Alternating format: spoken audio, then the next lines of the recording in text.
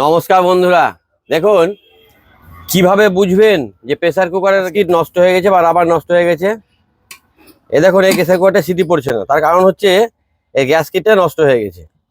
তো নষ্ট হয়ে গেলে যখন আপনারা ব্যবহার করবেন কুকার, এটা খুলে মাজবেন। দেখুন কোনোদিন হয়তো খুলে মাজেই না, দেখুন সিটি পড়বে কি করে। আর গ্যাস কিট নষ্ট হয়ে গেছে তার প্রমাণ হচ্ছে এই দেখুন, এই যে গ্যাস কিটটা ভাঁজ দিলাম, দেখুন এই যে ভেঙে যাচ্ছে।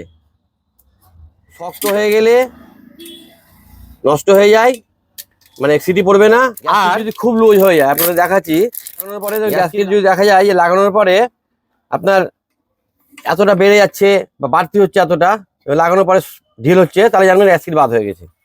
দুটো কারণে বাদ হয়। গ্যাস কিটে রোদ দিলে রাখবেন না, রোদ দিলে রাখলেও গ্যাস কিট নষ্ট হয়ে যায় এবং খুব লুজ হয়ে গেলেও বাদ হয়ে যায়। লুজ হওয়ার কারণ হচ্ছে অনেকেই গরম অবস্থায় গ্যাস কিট খুলে ফেলেন। প্রেসার কুকার যদি গরম থাকে সে অবস্থায় গ্যাস কিটটা টানবেন না বা খুলবেন না, ঠান্ডা হওয়ার পর খুলবেন। টিপগুলো আপনাদের দিই যাতে আপনাদের উপকারে লাগে, সেই উদ্দেশ্যে আমার ভিডিও করা। আমার ভালো লাগে আপনাদেরকে জানাতে। অনেকেই জানে, অনেকেই জানেন না। আমার এই ভিডিওগুলো যদি ভালো লাগে লাইক কমেন্ট শেয়ার করে পাশে থাকবেন। সকলে ভালো থাকবেন, সুস্থ থাকবেন। নমস্কার।